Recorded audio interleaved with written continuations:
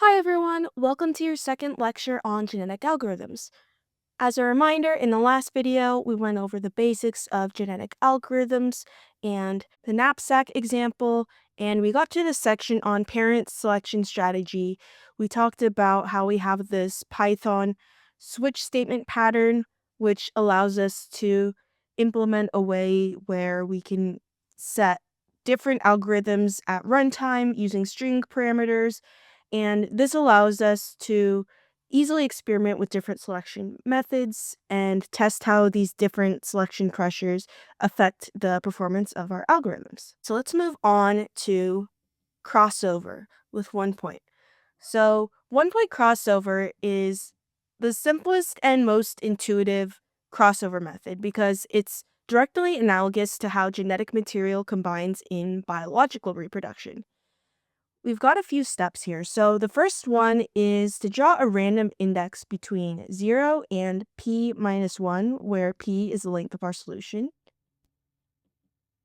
Then we're going to create child 1 by taking all of the elements before this point from parent 1 and all of the elements after this point from parent 2.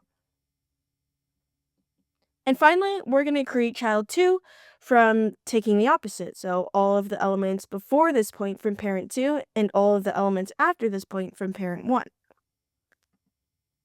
So here's an example. Say the length of our solution is 10.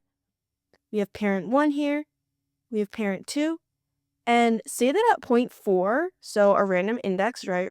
1, 2, 3, 4. And at index 4, we want to split, so we're going to create that crossover point. Child 1 is going to be this part of parent 1 and this part of parent 2, as you can see here.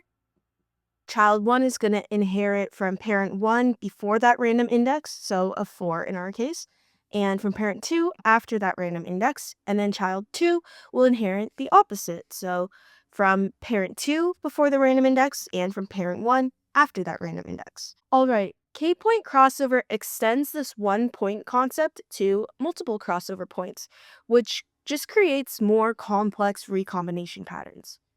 So the process is similar to the 1 point crossover, but the points are again drawn randomly.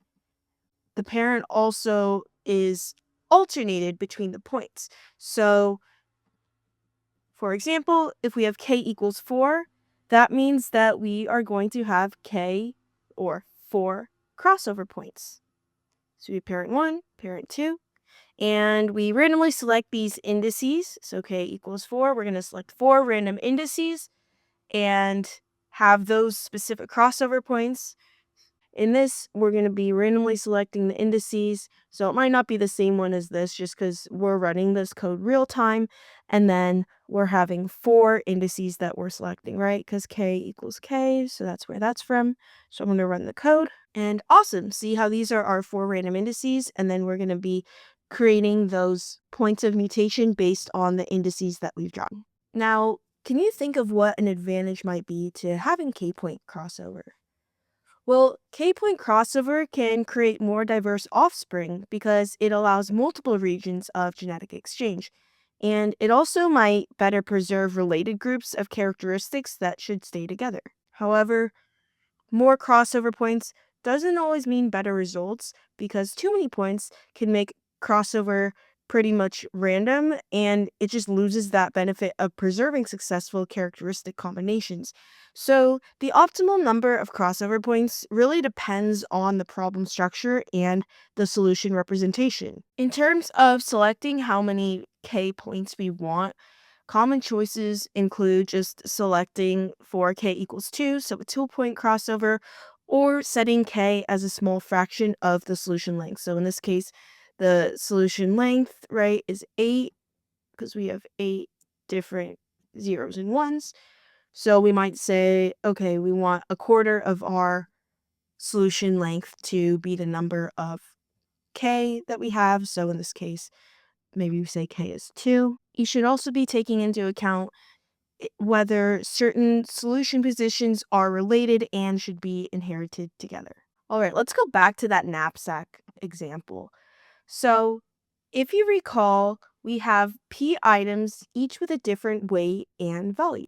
Now, this creates a pretty interesting landscape where things like greedy algorithms, like always picking the highest value or the highest ratio items, might not always find the optimal solutions due to the discrete nature of the constraint. So, in this case, the decision space involves trade offs, right? So, we have our binary list of decisions. So, one is take the item, and zero is leave the item. And in our example, this is just randomly generated. We're deciding to take items 2, 7, and 8. So again, we can just run this code, which is going to be generating that random setup of our knapsack problem. Moving on to arithmetic crossover. So arithmetic crossover is a different approach designed for problems that involve real valued or continuous variables rather than binary decisions. Some examples of real valued solutions might be prices, quantities, probabilities, rates, etc. And so in this case, we would use something called the weighted average concept. Instead of swapping discrete segments like in point crossover, the arithmetic crossover creates children that are weighted averages of their parents. And this is similar to the biological concept where offspring characteristics often fall between parental values. And this can be done with a uniform random draw for the weight. So, again, that uniform random draw just means that every single value has an equal probability of being selected. In general, we can write it out as the weight equaling W, the child 1 equaling the parent 1 times the weight, and parent 2 times 1 minus the weight. And if we have the weight here and 1 minus the weight, the total sum of the weights should add up to 1 because that's what a probability inherently is. And then child 2 is the inverse, right? We're taking that 1 minus W here and multiplying it by parent 1 this time. And the W, so that random weight that we selected, multiplied by parent 2. For example, let's say that we choose a weight of 0.66. Then we have child 1 equaling to parent 1 times that probability, and then parent 2 times the inverse, which is going to give us this value here. And then child 2 is going to be calculated similarly. But instead, we're switching the order of these probabilities, right? We have the 0.34 that's here now, and then the 0.66 that's here now. So these are just what the example of those parents would have been, and our final result of what the children are. Now, visually, you can kind of think of the children as being the line between the two parents. Apologies, this is on a separate line. The first child would be this, and then the second child would be that. So let's run our code for arithmetic crossover. Because we are using random, it's not going to be the exact same as this example I had up here.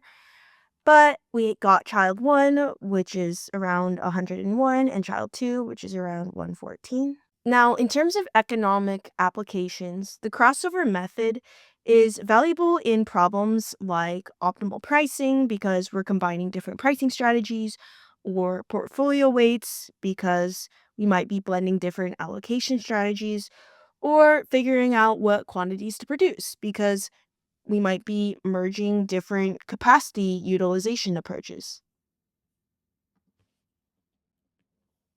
All right, mutation is the exploration mechanism in GAs or genetic algorithms that prevents premature convergence and allows us to discover entirely new solution regions. For a biological background, so in nature, we have genetic mutations, and these occur occasionally during reproduction, and they introduce random changes that can lead to new advantageous traits. And while most mutations are neutral or can be harmful, occasionally we benefit from these mutations, and that's what helps drive evolutionary progress. So, in genetic algorithms, there are a few things that mutation serves. In class, we talked a little bit about exploration versus exploitation. That's something that mutation helps address because it helps us avoid local maxima and we're able to explore our solution space that might not be reachable through crossover. And in general, it just allows us to explore options that might not have been discoverable through our previous approaches. So, an example is that we might decide that for each of our choices, we're going to choose a random number, and then at that bit, we're going to see if the number is less than or equal to our probability. And we can also use a version where we have a Gaussian variable. For example, we might have a mutation scheme where we draw the number and change the bit if the number is less than or equal to our probability. So in this example, you can see that fully coded out, and our probability we've decided is 0.8. All right, this slide is just meant to show how different parameter tuning can affect our balance of exploration and exploitation. So let's see the effect of a lower mutation rate. So with a probability of just 0.05, only about 5% of the bits are expected to flip each solution. And this means that we're going to have more subtle variations rather than a dramatic change. And looking at this example of outputs, most of the solutions are going to resemble our original selection. Now, what might be some practical implications of having a lower mutation rate? Well, firstly, lower mutation rates preserve most of the good characteristics that we've discovered through our selection and crossover. And also, the changes are small enough that successful solutions aren't drastically altered. Finally, this allows for us to have a gradual evolution of our population rather than some chaotic, super intense evolution of our population. In some cases, we could use something called dynamic mutation, which is, for example, say you started with high exploration and had our mutation rate decrease over time as good solution emerges. This could help balance having diversity initially earlier on, and then later down the road, we would be able to go more into that fine tuning. So, a few things you might want to consider when trying to figure out what a good mutation rate would be include the complexity of the solution representation, the size and diversity of our population, and also just the computational budget or the computational overhead that we might be limited to.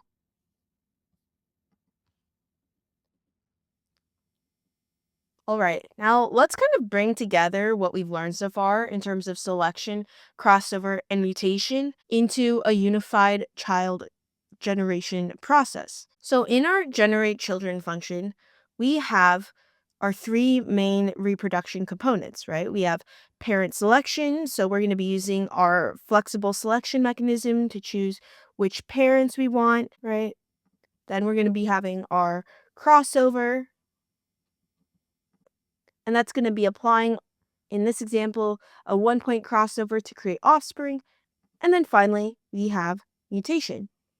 That mutation is going to be applying mutation to the offspring. So just in terms of more of an intuitive sense, we have this line here, and the loop is going to run our num children divided by 2 because each crossover creates 2 children. And we're going to have our selection where each parent selection is independent, which can allow the same high quality solution to be selected multiple times. And then we're going to have a universal mutation. So all the children are going to undergo mutation, not just a subset. Our parameters here are population, so that's the current set of solutions that we can select from. Our num children, which is the number of offspring that we're going to create, which typically equals the population size. And then our probability of mutation for each solution position. This process mirrors our biological natural reproduction, where mating selection often favors fitter individuals. And then genetic recombination creates new trait combinations, and random mutations introduce occasional variations that might be helpful. Since we have this function here that's modular. We can easily swap selection methods, crossover types, or mutation strategies without having to change the overall structure. So that's why it's important to have different functions that are meant for different parts of our genetic algorithm. Survival. So, survival represents the final phase of each generation cycle, and it determines which solutions are going to be able to persist in the future. This is kind of the most direct form of the survival of the fittest mechanism because after reproduction, right, we have N original solutions plus M new children, which totals that M plus N. And since populations can't sustain an unlimited growth, we need to reduce this back to N individuals just for computational efficiency and algorithmic stability. So we have something called tournament selection for survival. And the tournament approach implements competitive selection. So we have things like random pairing, where we're going to randomly select two solutions from the N plus M total, and then put the better solution of the two into the new population and repeat N times. When I say that we're going to put the better solution of the two in the new population, this simply means that we're doing a comparison of the fitness values so that the better solution advances to the next generation. We're going to continue again N times until we have N survivors. And so in this case, even if you have two bad solutions, you can at least get rid of the worst one. We also have an alternative solution method, which is elitism, which automatically is going to preserve the top X% of solutions. And it's going to replace the others using this different survival method. So let's run this here. So we have our values. And then let's run our tournament selection. All right, fantastic. And again, remember our population size. We're going to be doing an iteration through each of our values in the population size so that our eventual output is N survivors. So let's put everything together in terms of the complete genetic algorithm implementation. And this is integrating all of the parts that we've discussed so far. So the first step is to initialize the population. The next step is reproduction. So this includes parent selection, crossover, and mutation. And then we have survival, which we just talked about, which is that survival of the fittest idea. And then termination. So again, termination occurs when we've selected some sort of criteria. We talked about a few in class, like potentially just saying that after a certain number of generations, we're going to terminate, or a certain value is reached. And then in general, the components of our genetic algorithm include the selection, crossover, and mutation, survival, and termination.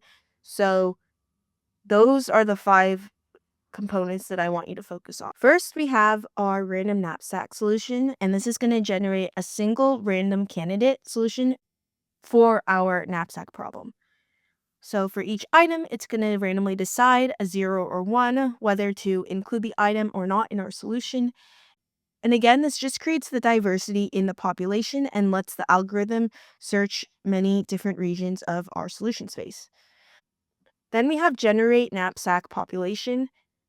This generates the entire initial population of solutions. So that first step, initialize population, by calling the random solution function repeatedly to make a list of population size solutions, and each is a binary vector of the length of num items. As a reminder, starting with this varied population allows our algorithm to have raw material for later selection, crossover, and mutation. Then we have knapsack fitness, which is going to be evaluating a candidate solution on its overall quality.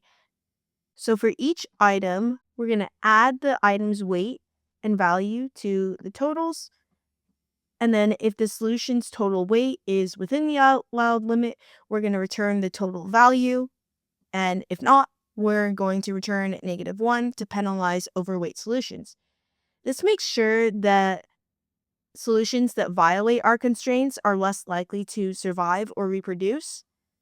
So that way we have both feasible and valuable combinations. Now in our roulette selection, we are going to be selecting two parent solutions for the crossover by picking two randomly chosen solutions from the population with equal chances for all. This method, again, maintains that diversity but doesn't have favoritism toward a high quality solution directly. Now we have our weighted roulette selection, which is selecting two parents, but it's biased toward our higher fitness solutions.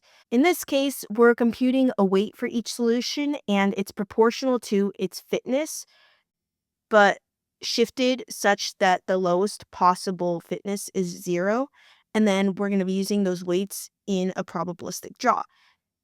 We might use this because higher fitness solutions have higher chances to be selected as parents, which helps the population improve over generations. Then we have our rank fitness function, and this converts our absolute fitness values to ranks. So for each fitness value, it determines its place in the sorted list, so from lowest to highest, and ranking can be useful for selection methods that need to limit the effects of extreme value differences, which overall is helpful for fairer selection. In class, we went over how, say, we have a list of items 10, 20, 30, and 5,000, say.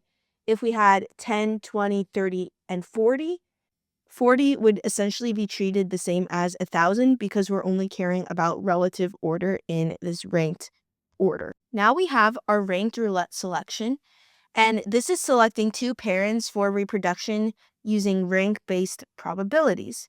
So first, it's going to calculate our fitness for every solution in the population using that knapsack fitness function.